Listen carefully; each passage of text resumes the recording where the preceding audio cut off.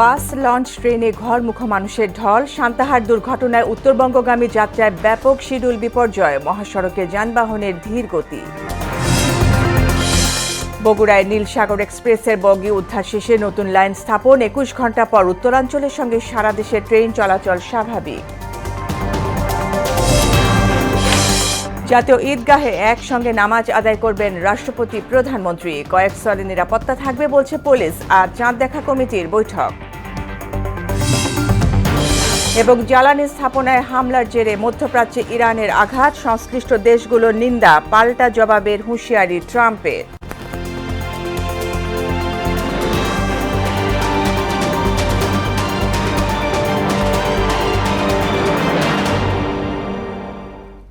আসসালামু আলাইকুম, স্বাগত মোহনা সংবাদে। এতক্ষণ শুনছিলেন শিরোনাম, পুরো সংবাদের সঙ্গে আছি ফারজানা ইয়াসমিন। বগুড়ায় ট্রেন দুর্ঘটনার জেরে ব্যাপক শিডিউল বিপর্যয়ে পড়েছে উত্তরাঞ্চলের রেলযাত্রা। ৬ ঘণ্টা দেরিতে ছাড়বে একতা এক্সপ্রেস। নীলসাগর ট্রেনের যাত্রার সময় এখনও অজানা। এতে বাড়ি ফেরা নিয়ে শঙ্কা দেখা দিয়েছে। যাত্রীদের মধ্যে বিরাজ করছে আতঙ্ক। যদিও দ্রুতই সমস্যার সমাধান হবে বলে জানিয়েছেন স্টেশন সংশ্লিষ্টরা।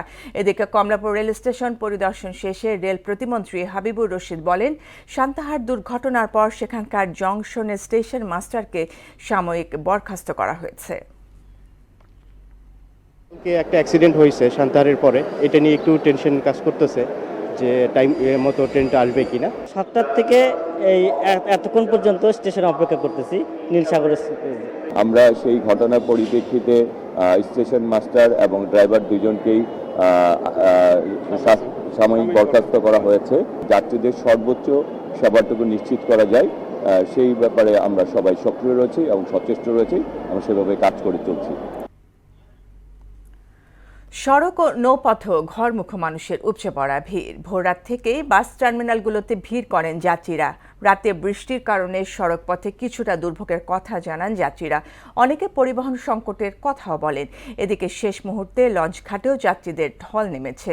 লঞ্চ ভাড়া নিয়ে বড় ধরনের অভিযোগ না থাকলেও আসন সংকটের কথা জানান দক্ষিণবঙ্গের যাত্রীরা।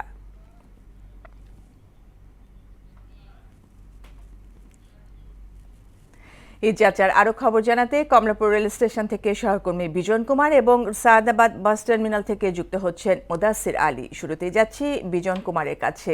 বিজন, আজ যাত্রীর চাপ কেমন দেখছেন? সান্তাহারে বগি লাইন চ্যুতিতে শিডিউলে কোনো প্রভাব পড়ল?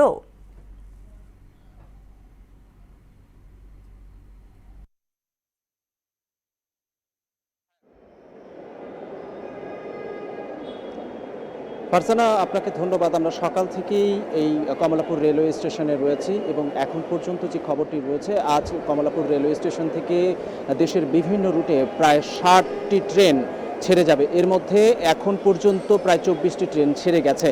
তবে সবথেকে দুর্ভোগের বিষয় হচ্ছে যে উত্তরাঞ্চলের যে সমস্ত যাত্রীরা রয়েছেন তারা আসলে ভোগান্তি এবং দুর্ভোগে পড়েছেন। কারণ আপনি জানেন যে বগুড়ার যে রেল দুর্ঘটনা, সেই রেল দুর্ঘটনায় এখন পর্যন্ত 3টি ট্রেনের শিডিউল বিপর্যয় হয়েছে। এর মধ্যে রয়েছে নীলসাগর এক্সপ্রেস, তারপরে রয়েছে একতা এক্সপ্রেস এবং সর্বশেষ যে ট্রেনটি রয়েছে সেটি হচ্ছে পঞ্চগড় এক্সপ্রেস। তবে উত্তরবঙ্গের সাথে ঢাকার রেল যোগাযোগ এখন পর্যন্ত স্বাভাবিক হয়েছে। কিছুক্ষণ আগেই রেল প্রতিমন্ত্রী এখানে এসেছিলেন এবং তিনি সেটি জানিয়েছেন যে উত্তরাঞ্চলের সাথে রেল যোগাযোগ ব্যবস্থা একেবারে এখন পর্যন্ত স্বাভাবিক এই ঘটনার পরিপ্রেক্ষিতে পরে এবং এইখানে রেল যোগাযোগ আরও সুদীর্ঘ করার জন্য সরকার এরই মধ্যে কাজ করছে। এবং আরেকটি বিষয় হচ্ছে যে আমরা যখন যাত্রীদের সাথে কথা বলেছিলাম তারা একটি দাবি জানিয়েছেন যে তারা বলেছেন যে দ্রুত যেন এই রেলের যে দুর্ভোগটি রয়েছে, অর্থাৎ রেলের যে শিডিউল বিপর্যয় সেটি যেন দ্রুতই সমাধান করা হয়। তা না হলে আসলে তাদের যে ঈদ যাত্রা সেটি নিয়ে আসলে শঙ্কা দেখা দেবে।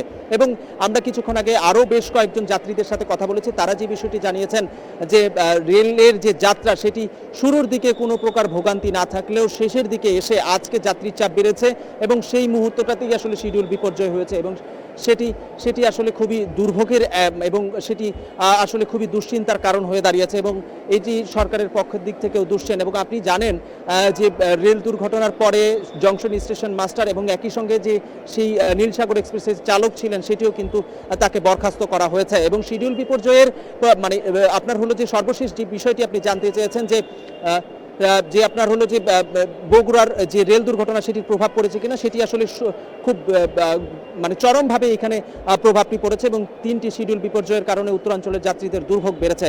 ফারজানা, এই ছিল সর্বশেষ এই আপনার হলো যে কমলাপুর রেলওয়ে স্টেশনের সর্বশেষ সংবাদ। ফারজানা। দর্শক, এবার বাসযাত্রার চিত্র জানবো মুদাসিরের কাছে। মুদাসির, সড়ক পথে ভিড় কেমন দেখছেন?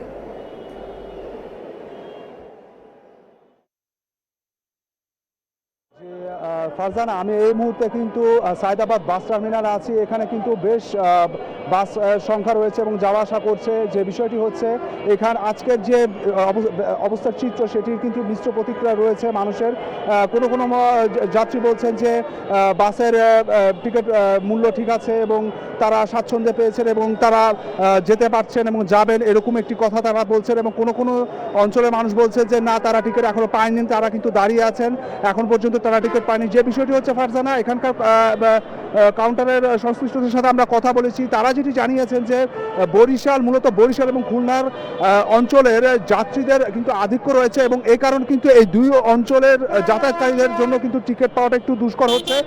বাকি যে অন্যান্য অঞ্চলে রয়েছে তাদের কিন্তু টিকিট মোটামুটি আছে এবং এখানে কিন্তু খুব একটা ধরনের সমস্যা হচ্ছে না। এবং যে বিষয়টি হচ্ছে যে বাসের সংখ্যা যে খুব কম তা কিন্তু নয়, বাসের সংখ্যা কিন্তু পর্যাপ্ত রয়েছে। তবে কি কারণে টিকিট কম এবং কেনই বা টিকিটে ওভাবে পাওয়া যাচ্ছে না সেটি কিন্তু তারা কিন্তু পরিষ্কার করেননি। তবে সব মিলিয়ে কিন্তু যে পরিস্থিতি যে এখন যে খুব নাজুক তা কিন্তু নয়। এই সংক্রান্ত যে অভিযোগ যে টিকিট পাওয়া, এটি কিন্তু কেবলমাত্র রয়েছে। তো আপাতত সায়দাবাদ বাস টার্মিনাল থেকে এই ছিল আমার কাছে পাওয়া তথ্য। ফারজানা। ধন্যবাদ বিজন কুমার এবং মুদাসির আলী। গাজীপুরের কালিয়াকোট চন্দ্রা এলাকার ঢাকা টাঙ্গাইল মহাসড়কে 20 কিলোমিটার এলাকা জুড়ে যানজটের সৃষ্টি হয়েছে। এতে চরম ভোগান্তিতে পড়েন সাধারণ যাত্রী ও চালকরা। সকাল থেকেই মহাসড়কে যানবাহনের ধীর গতি। ঈদ আসলেই চন্দ্রা ত্রিমোড় এলাকায় যাত্রীবাহী বাস ও পণ্যবাহী ট্রাকের চাপ বেড়ে যানজট তীব্র আকার ধারণ করে। এদিকে যানজট নিরসনের কাজ করছে হাইওয়ে এবং ট্রাফিক পুলিশ। গাজীপুরের চন্দ্রায় এই মুহূর্তে পরিস্থিতি জানাতে যুক্ত হচ্ছেন সহকর্মী আলহাজ হোসেন। আলহাজ, এই মহাসড়কে গাড়ির চাপ কেমন দেখছেন?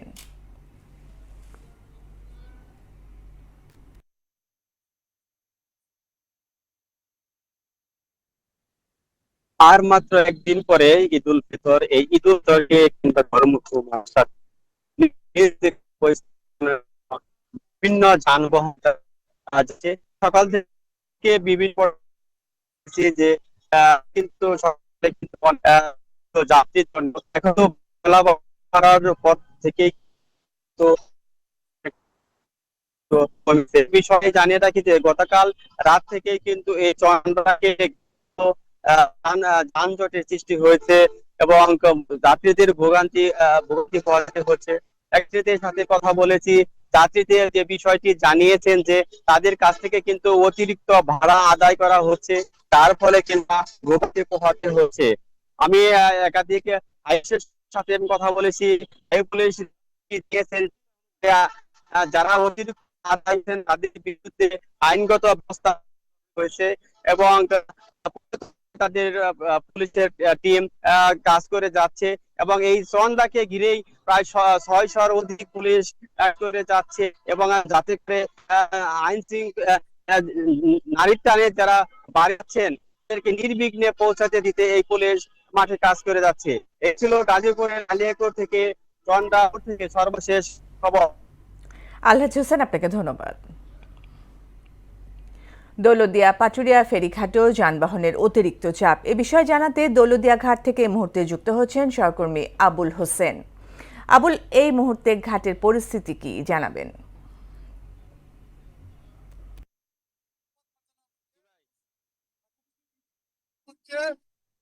গত কয়েকদিন আজকে ভোর থেকে দৌলতদিয়া পাটুরিয়ার মূল রোডে উপচে পড়া যাত্রীদের ভিড় লক্ষ্য করা গেছে। সকাল থেকে আমরা দেখতে পাচ্ছি প্রত্যেকটি ফেরিতে ঘরমুখী যাত্রী এবং যানবাহনের চাপ অনেক বেশি রয়েছে। আমি ক্যামেরার মধ্যে দেখাতে চাচ্ছি যে একটি রোরো ফেরি মাত্র পল্টনে এসেছে। এখানে দেখতে পাচ্ছেন আপনারা যে ব্যক্তিগত যানবাহন, যে মোটরসাইকেল এবং একটা যাত্রী রয়েছে, তারা তারা বাড়ির উদ্দেশ্যে রওনা দিয়েছেন। আমি এই দৌলতদিয়া পাটুরিয়া নৌ রোডের পরিস্থিতি নিয়ে কথা বলবো। দৌলতদিয়া ঘাটের বিআইডব্লিউটিসি সব ব্যবস্থা করেছে জিসাউল ইসলাম, তার সাথে আমি কথা বলতে ঘাটে আমাদের যাত্রী এবং যানবাহন পারাপারে কতগুলো ফেরি চলছে, তো তাদের কি অবস্থা?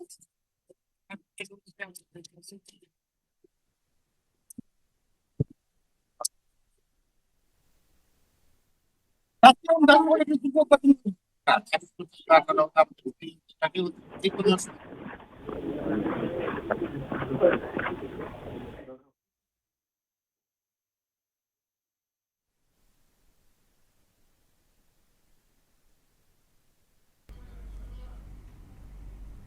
আপনি যেমন আবুল, আপনাকে অসংখ্য ধন্যবাদ। বগুড়া জেলার সান্তাহার বাগবাড়ি এলাকায় চিলাহাটিগামী নীলসাগর এক্সপ্রেস লাইনচ্যুত হওয়ার ২১ ঘণ্টা পর উদ্ধার অভিযান শেষে ট্রেন চলাচল শুরু হয়েছে। লাইনচ্যুত বগিগুলো সরিয়ে নেওয়ার পর বেলা ১১টা ২০ মিনিটে চিলাহাটি থেকে ছেড়ে আসা খুলনাগামী যাত্রীবাহী সীমান্ত এক্সপ্রেস ট্রেন চলাচল শুরুর মধ্য দিয়ে এই রুটে ট্রেন চলাচল স্বাভাবিক হয়।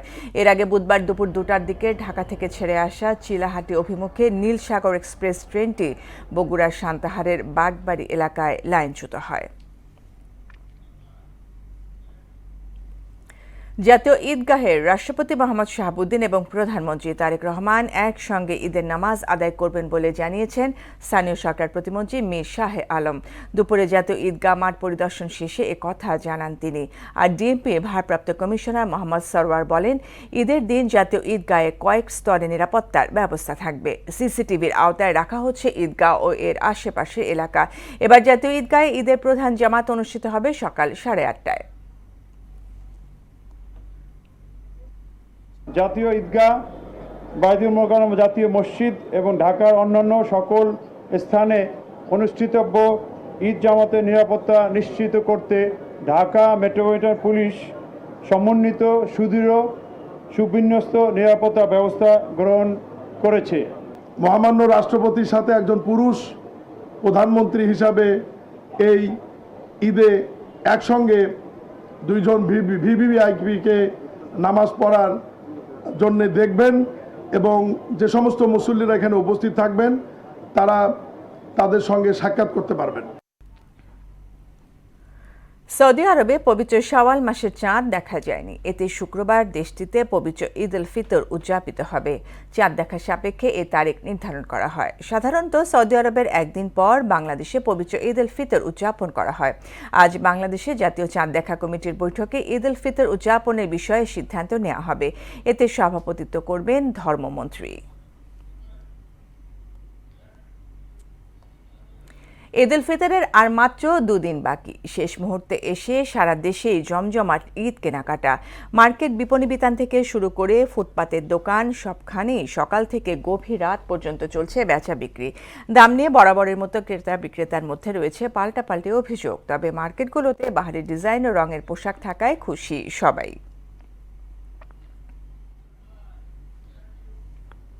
ঈদ কেনাকাটার আরও খবর জানাতে ফেনী থেকে যুক্ত হচ্ছেন সহকর্মী সুরঞ্জিত নাগ। সুরঞ্জিত, একেবারে শেষ মুহূর্তে কেনাকাটার চিত্র কেমন দেখছেন?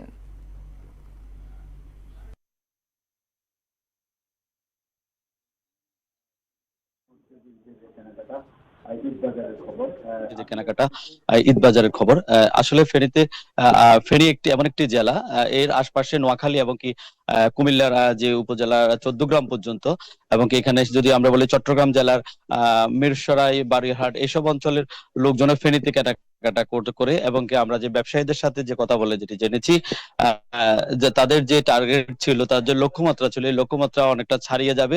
শেষ মুহূর্তে আমরা যেটি দেখতে পাচ্ছি যে যারা ঈদ উপলক্ষে যারা কেনাকাটা করছে, তাদের অনেকটাই তাদের পোশাকের সাথে মিলিয়ে তারা কসমেটিক্স, বিভিন্ন প্রসাধনী এবং কি জুতা এবং কি শেষ মুহূর্তে শেষ মুহূর্তে আমরা দেখতে পাই বেশিরভাগ পাঞ্জাবি তাদের পছন্দের পাঞ্জাবিগুলোতে ঈদের জামাত আদায় করার জন্য তারা যে তাদের পছন্দের তাদের যে পছন্দের পাঞ্জাবি তারা ক্রয় করছে। তেমনি আমরা একটি শোরুমে আছি, এই শোরুমে আমরা দেখানোর চেষ্টা করছি এখানে বিভিন্ন ধরনের পাঞ্জাবি রয়েছে এবং বিভিন্ন যে ক্রেতা রয়েছে তারা তাদের পছন্দের পাঞ্জাবিগুলো তারা ক্রয় করছেন। এবং আমরা যেটি জেনেছি যে ফেনীর যে পুলিশ সুপার রয়েছেন মোহাম্মদ শফিকুল ইসলাম, তিনি জানিয়েছেন যে ঈদ বাজার এবং কি চুরি ছিনতাই এবং কি মলম পার্টি এর খপ্পরে মানুষ না পড়ে, সেজন্য তারা অনেকটা সচেতনতা মূলক বিভিন্ন কার্যক্রম পরিচালনা করেছেন এবং কি তাদের নজরদারি রয়েছে এবং তাদের যেমনটি বলছিলাম যে ফেনীর যে ঈদ বাজারে যে সর্বশেষ যে তথ্য এ ছিল ফেনী থেকে আমার কাছে ফেনীর ঈদ বাজারের সর্বশেষ। ধন্যবাদ সুরঞ্জিত। মধ্যপ্রাচ্যের সংঘাত প্রসঙ্গ, ইরানের জ্বালানি স্থাপনায় হামলার জেরে মধ্যপ্রাচ্যে বড় আকারের আঘাত এনেছে তেহরান। বিশেষ করে সৌদি আরব এবং কাতারের জ্বালানি স্থাপনায় ব্যাপক হামলা হয়েছে। ইরানের এমন আচরণের তীব্র নিন্দা জানিয়েছে সংশ্লিষ্ট দেশগুলো। এদিকে মার্কিন প্রেসিডেন্ট ডোনাল্ড ট্রাম্প হুঁশিয়ারি দিয়ে বলেন, তেহরান প্রতিশোধমূলক হামলা অব্যাহত রাখলে তাদের পুরো সাউথ পার্স গ্যাস ক্ষেত্র উড়িয়ে দেওয়া হবে। বিস্তারিত প্রিয়াঙ্কা নিতুর প্রতিবেদনে। বুধবার ইরানের সবচেয়ে বড় গ্যাস ফিল্ডে হামলা চালায় ইসরায়েল। একদিন পরেই এর জবাব দেয় তেহরান। সৌদি আরব, সংযুক্ত আরব আমিরাত ও কাতারের জ্বালানি অবকাঠামোতে ব্যাপক হামলা চালানো হয়। ব্যাপক ক্ষয়ক্ষতির মুখে পড়ে স্থাপনাগুলো। এদিকে ইরানের এই হামলার নিন্দা জানিয়েছে সংশ্লিষ্ট দেশগুলো।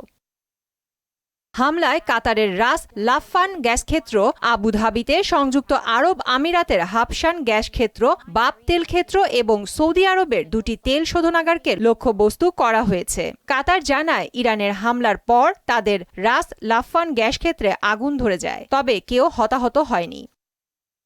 এ হামলার পর বিভিন্ন দেশের পররাষ্ট্রমন্ত্রীদের সঙ্গে বৈঠক শেষে সৌদি আরব জানায়, জ্বালানি অবকাঠামোতে হামলার নিকৃষ্ট ব্ল্যাকমেইলের শামিল। এই বৈঠকের মধ্যেই সৌদি আরবের রাজধানী রিয়াদে হামলা চালায় ইরান। প্রিন্স ফয়সাল বলেন, এর মাধ্যমে হামলা অব্যাহতের বার্তা দিতে চায় তেহরান, যা বৈধ সহযোগীর আচরণ হতে পারে না। অন্যদিকে ইরানের এই হামলাকে সন্ত্রাসী কর্মকাণ্ড বলে এর তীব্র নিন্দা জানিয়েছে সংযুক্ত আরব আমিরাত। পররাষ্ট্র মন্ত্রণালয়ের এক বিবৃতিতে বলা হয়, ইউএই তাদের সার্বভৌমত্ব ও জাতীয় নিরাপত্তা রক্ষায় এবং নিজেদের অর্জনগুলো সুরক্ষিত রাখতে প্রয়োজনীয় সব ব্যবস্থা নেবে। এদিকে ইরানের সাউথ পার্সে ইসরায়েলের হামলার বিষয়ে যুক্তরাষ্ট্র বা কাতার কিছুই জানত না বলে দাবি করেছেন ডোনাল্ড ট্রাম্প। তিনি বলেন, কাতারের এলএনজি স্থাপনায় ইরান হামলা অব্যাহত রাখলে দেশটির পুরো সাউথ পার্স গ্যাস ক্ষেত্র ধ্বংস হয়ে যাবে। প্রিয়াঙ্কা নিতু, মোহনা সংবাদ। রাজধানীর অনেক খালই তার অস্তিত্ব হারিয়েছে। কোথাও গড়ে উঠেছে মার্কেট, কোথাও গ্যারেজ, আবার কোথাও খালের জায়গা দখল করে নির্মাণ করা হয়েছে স্থায়ী ভবন। এর ফলে এক শ্রেণীর মানুষ আর্থিকভাবে লাভবান হলেও মারাত্মক পরিবেশগত বিপর্যয়ের মুখে পড়েছে পুরো ঢাকা শহর। নগর পরিকল্পনাবিদ ও পরিবেশবিদদের মতে, এমন দখলদারিত্ব ঠেকাতে সরকারকে নিতে হবে কঠোর ও কার্যকর পদক্ষেপ। ঢাকার খাল দখল ও দূষণ নিয়ে নাজমুল ইসলামের 2 পর্বের ধারাবাহিক প্রতিবেদনের আজ থাকছে শেষ পর্ব।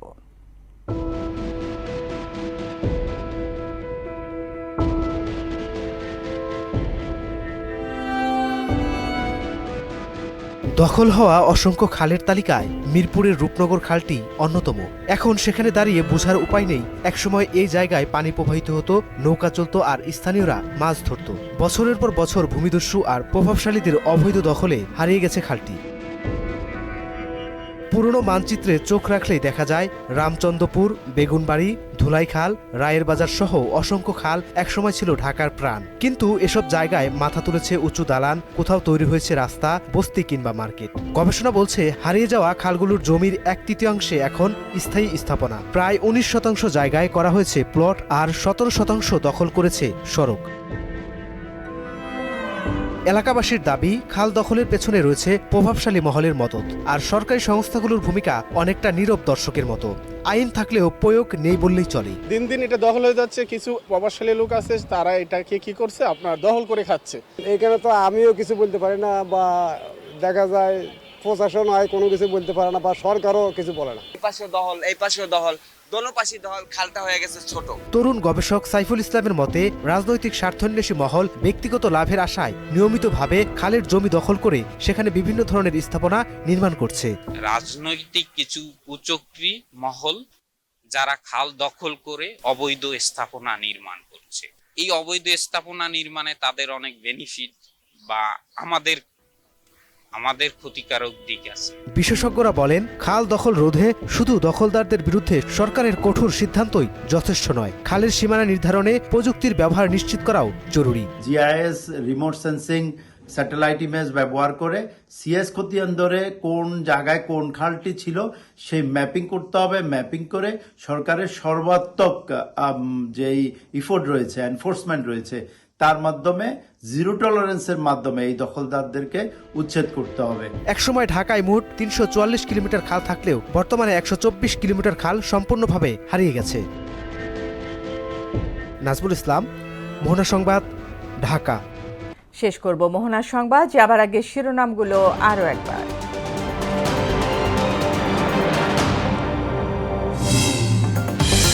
বাস, লঞ্চ, ট্রেনে ঘরমুখো মানুষের ঢল। সান্তাহার দুর্ঘটনায় উত্তরবঙ্গগামী যাত্রায় ব্যাপক শিডিউল বিপর্যয়। মহাসড়কে যানবাহনের ধীর গতি। বগুড়ায় নীলসাগর এক্সপ্রেসের বগি উদ্ধার শেষে নতুন লাইন স্থাপন। ২১ ঘণ্টা পর উত্তরাঞ্চলের সঙ্গে সারা দেশে ট্রেন চলাচল স্বাভাবিক। জাতীয় ঈদগাহে একসঙ্গে নামাজ আদায় করবেন রাষ্ট্রপতি, প্রধানমন্ত্রী। কয়েক স্থলে নিরাপত্তা থাকবে বলছে পুলিশ। আজ চাঁদ দেখা কমিটির বৈঠক। এবং জ্বালানি স্থাপনায় হামলার জেরে মধ্যপ্রাচ্যে ইরানের আঘাত। সংশ্লিষ্ট দেশগুলোর নিন্দা, পাল্টা জবাবের হুঁশিয়ারি ট্রাম্পের।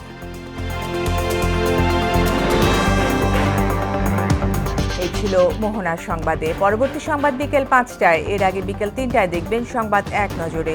মোহনার সবশেষ খবর জানতে ভিজিট করুন www.mohana.tv। সংবাদ দেখতে পারেন ফেসবুক, ইউটিউবেও। এতক্ষণ সঙ্গে থাকার জন্য ধন্যবাদ সবাইকে।